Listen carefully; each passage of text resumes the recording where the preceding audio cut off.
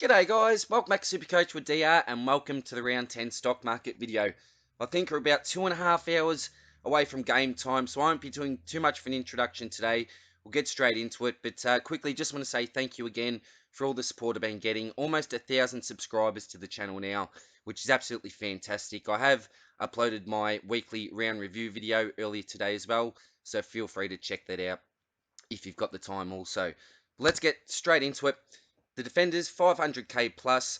Well, I think we've got a buy now there in Braden Maynard, I think. Break even of 80. He played really well on the weekend. Luke Ryan, I think he's the best buy. Great form there at the moment. All the kick-ins. The other great thing is he's also had his buy as well. So coming fresh off his buy, I think he'll be feeling good for that. So Luke Ryan, I think, is your best buy in your defenders, 500k plus. Sicily, Ridley, keep the binoculars on. And we've got three players here that have the buy in: Haynes, the Seagull, and Mills. Keep the binoculars, obviously, on Daniel as well.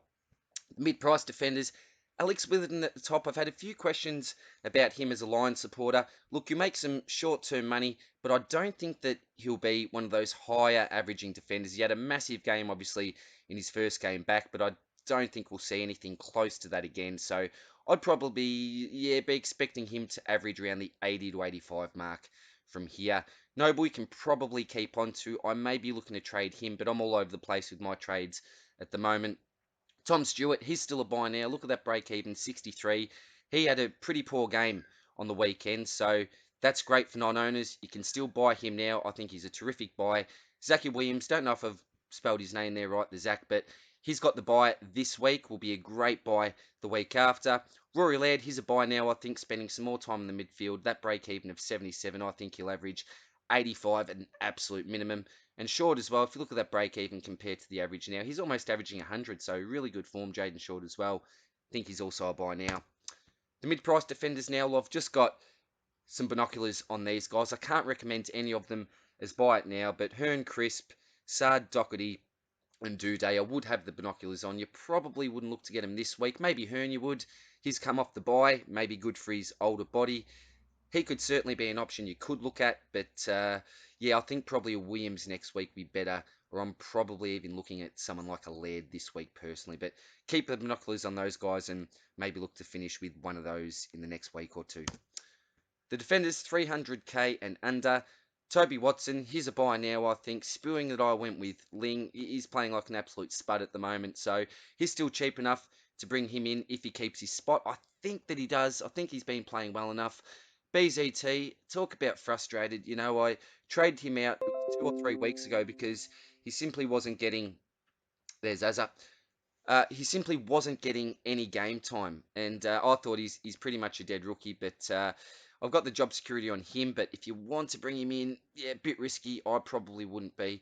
Shoal, I think, is the other best buy there.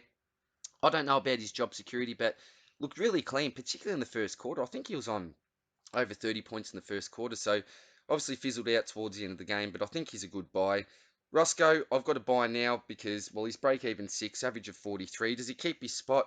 I'm not too sure. The Pies do have injuries, and he did look pretty lively. So someone I suppose you can look at. And these guys, Ling, Ash, Stas, and Derek the Egg, keep them on your watch list. You might want to chop those sort of blokes. Onto the midfielders, 500k plus. I think Guthrie, he's a bit of a trap. He's been spending a lot of time in the midfield, but I'd be expecting blokes like Danger to get back in there. In saying that, though, it looks like Scott is trying to rest some of these players, so Guthrie may get some more time from there, but I don't think he's going to be a keeper. Titch is your best buy, I think. Break even of 75. He's an Uber Premium that's, really good value there. Average of 114. He's someone that I'm definitely looking to get in this week. One of my options. Piggy Oliver, certainly a buy now. Massive, massive score over the weekend. Break even of 92 there. Look at that average, gone all the way up to 127 now. Kelly, Duncan, both buy nows. Duncan, a little bit disappointing last week. Still managed to ton up, which was nice though. Keep the Bont and Gaff on your watch list. Adams, I really like as a pod. He's not the most durable player that we've seen, but he's in, really low ownership. He's got a good average and someone that I may be looking to bring in next week. Lockie Neal, also a buy now. Look at that break even, 116. He's a buy now because look at that average, 145. So still well under that average. I think that you need to have him in your side, so this may be one of the last weeks you can get him under 700k for a while. Jack Steele, he's another buy now, I think. Even though that break even is only 4 points below his average, I think he's a terrific player and someone that will score well. Serrett, keep him on your watch list, plays well on the weekend. Lions is a pod I like. Binoculars on Danger, McRae. Dunkley is back, someone that I'm really keen on and someone that I like. You need to get rid of Treloar, unfortunately. He came back and was scoring like an absolute madman, but he's injured now. I think will miss most of the season. Miller I like as a pod, but you wouldn't get him now. Keep him on the watch list. Fife, he should be nice and cheap if he goes around the 100. And Jally, well, he's been a bit up and down, hasn't he? And after that huge score that he had a couple of weeks ago, that break-even's gone back up. Mid-price midfielders, Sarong, he comes back this week, coming off the bye. Negative break-even of 33, been a great rookie pick. Shuey, I think, is a buy now. Look at that break-even, 48, with an average of almost 100. If you take that injury-affected game out of his system, which I think was a 33, his average is close to a 110.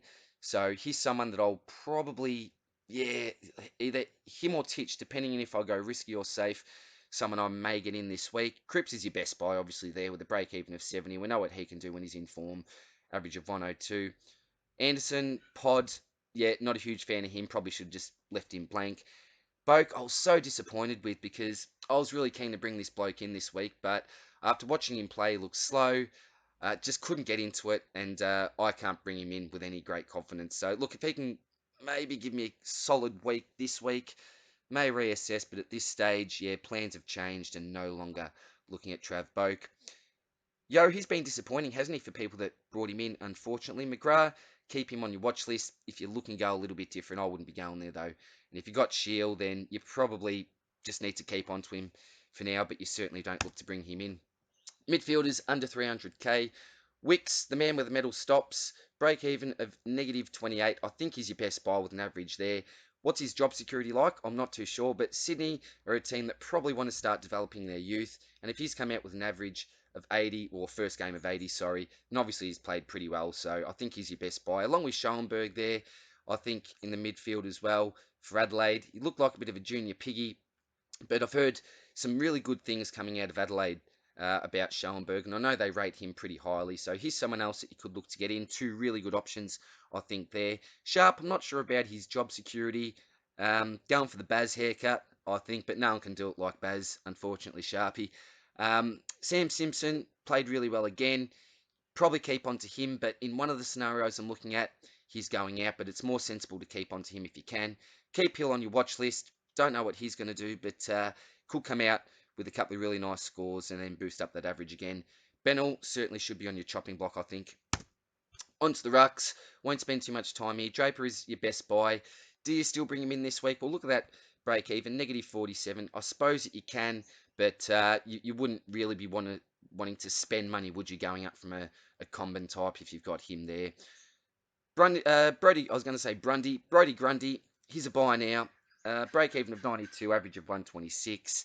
Get him in if you're looking for another ruck.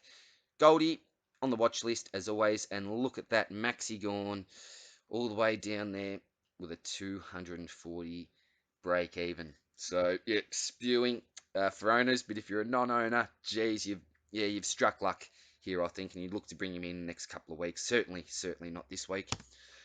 The forwards 500k plus. Dusty's your best buy there with a break even of 41, average of 105. If you haven't got him, certainly look to do that.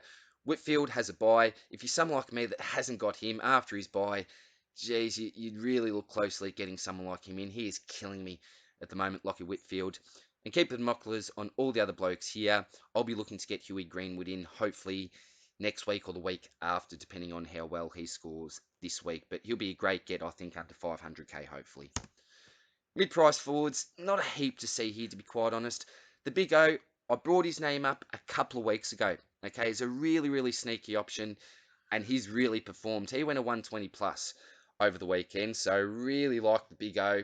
Probably should have gone there, but again, a really big risk. The main reason why I didn't is because he's facing a couple of really nice opponents in the upcoming weeks, so that did put me off a little bit there. But a break even of 16, he's a massive pod, someone you could take a huge risk on if you haven't got the money to spend on, I suppose, one of those premiums on the previous page. Simpkin, he's your best buy there. Break even of 81. He went 100 plus for the first time, I think, in about 3 to 4 weeks, which is really nice to see. But you could finish your forward line with him quite easily. Toby Green has the buy. Keep your binoculars on Baz. I think he'll always be a good option, but has been a little bit disappointing, I think, the last couple of weeks.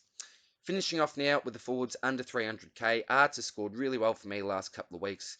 Negative break even of 11. Skinner, I didn't recommend him. I couldn't because I pretty much knew that once McStay came back in, that he'd go straight out. So, yeah, very poor job security there. Unfortunate if you did bring him in. I'm not sure about Walker, to be quite honest. So, I've got the job security on him there because I simply don't know much about him. I think your best buy is Hosey there. Is it Housey? Hosey, I think. Housey, whoever you want to say it. He snagged a couple of early goals, had a pretty nice score after the first quarter. Did die out of the game. He won't be getting you too many terrific scores, I don't think. But I know that there are North Melbourne supporters that do rate him. He was mentioned to me in the preseason, actually, as someone to look at. So, yeah, if you're looking to get a forward in, he's probably your best buy there. Not sure about Woodcock's job security, but very, very cheap. So if you're looking to save, you may get him in. Bell's got the buy. Geez, Marnie's been playing well the last few weeks. Elijah Taylor, he's got the buy, and the last 3 blokes there you may have on your chopping list. Rankin, he's an interesting one. I know some people trade him out last week, some will this week, some will keep on to him.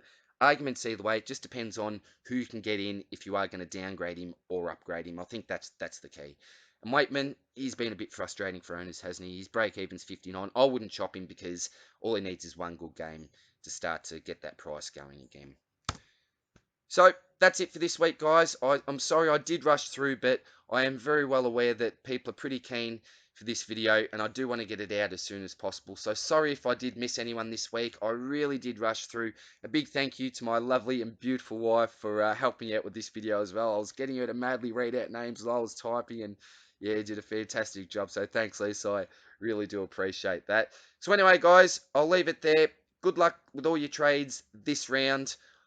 I've put my review video out, as I said, so you can have a look at some of the options that I'm looking at, but still all over the place. I'll have to have another look and rewatch this video myself, I think, to work out exactly what I'm going to do. But take care. Hope all goes well, and I'll see you soon in the next one. Cheers, guys.